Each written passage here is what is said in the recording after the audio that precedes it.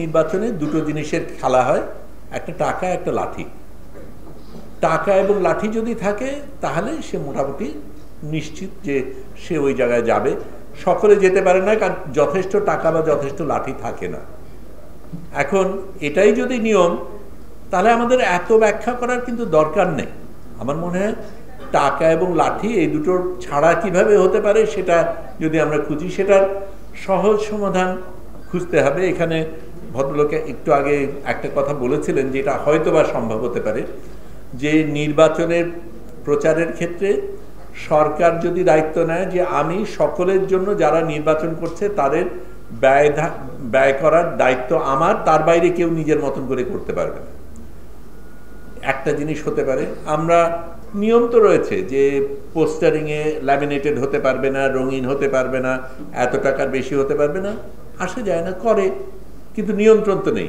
নিয়ন্ত্রণ যেখানে নেই, এটা সোজা ব্যাপার। আমি এটা আজকে নির্বাচন হতে যাচ্ছে, কিন্তু আমি মনে করি যদি আমি যা খুশি করে পার পেয়ে যেতে পারি, তাহলে ওখানে ফেরেশতা বসলেও সে উল্টাপাল্টা করবে, কারণ তার উপর কোনো নিয়ন্ত্রণ নেই। এই নিয়ন্ত্রণ করার দায়িত্ব কিন্তু আমাদের সকলের, এবং আমি এটা এই জায়গায় আমরা অন্যদের দায়িত্ব বলছি, সরকার কি করবে, জনগণ কি করবে বলছি, আমি কি করতে পারি সেই জায়গায় আসতে চাই। আমরা প্রত্যেকটা জায়গায় যখন যেটা দেখছি সেই জায়গায় যদি আমি নিজে কি করতে পারি সেই জায়গাটা দাঁড়াই, তাহলে কিন্তু আমি মনে করি সত্যিই হতে পারে। কেন বলছি? কারণ এই দেশেই শেখ হাসিনার মতন একজন নেত্রী কিন্তু ছিলেন, যিনি যত রকমের অপকর্ম আছে সব করে গেছেন এবং বছরের পর বছর করে পার পেয়ে গেছেন। পার পেয়ে গিয়েছিলেন ঠিকই, কিন্তু এই শেখ হাসিনা কি আমরা নামাতে পেরেছি?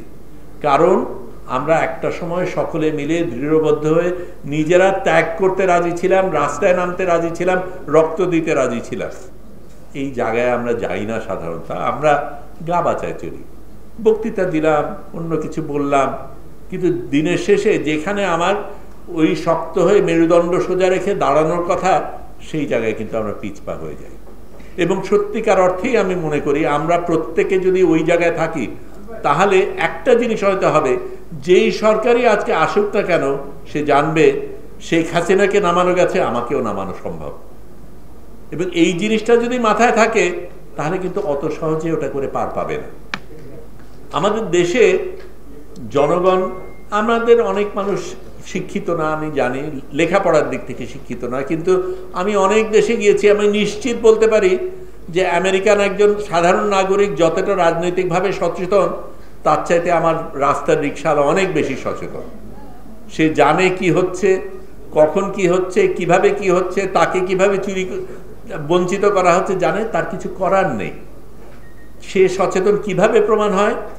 যেখানে সুষ্ঠু নির্বাচন হয়েছে, এবং আমাদের দেশে তত্ত্বাবধায়ক সরকার ছাড়া সেটা আজ পর্যন্ত হয়নি, প্রত্যেকবারই কিন্তু সরকারকে তারা হটিয়ে দিয়েছে, এবং সেটা জানে বলেই আমাদের তত্ত্বাবধায়ক সরকার সরানো হয়েছে। কারণ তারা তো জানে যে সুষ্ঠু নির্বাচন হলে আমি হারবো, কারণ জনগণ কিন্তু জানে।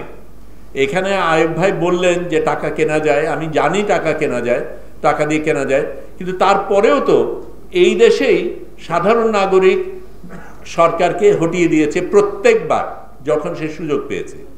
যখন সে সুযোগ পায়নি তখন করতে পারেনি, সেটা তো তার দোষ না, কিন্তু সুযোগ যখন পেয়েছে সেই সরকারকে হটিয়ে দিয়েছে। কাজে এই সুযোগটা যদি থাকে, তাহলে জনগণই যথেষ্ট, আমার এত কিছু লাগে না, কিন্তু জনগণকে সেই সুযোগটা দিতে হবে। সেটার একটা অবশ্যই একটা তত্ত্বাবধায়ক সরকার বা অন্য কিছু, যেটা যে থাকা উচিত আমি মনে করি না, কারণ আমাদের ওই আস্থার জায়গায় আসা উচিত যেখানে সরকারই একজন একটা সুষ্ঠু নির্বাচন দেবে, সেটা সেই জায়গায় আমরা পৌঁছাইনি। কাজে বলে লাভ নেই, থিওরিটিক্যাল কিছুতে আমি যেতে চাই না। কাজে সেটা একটা দরকার। আরেকটা টাকা এবং লাঠির খেলা, এই তিনটা জিনিস যদি আমরা নিয়ন্ত্রণ করতে পারি, জনগণ যথেষ্ট, সেই সামাল দেবে।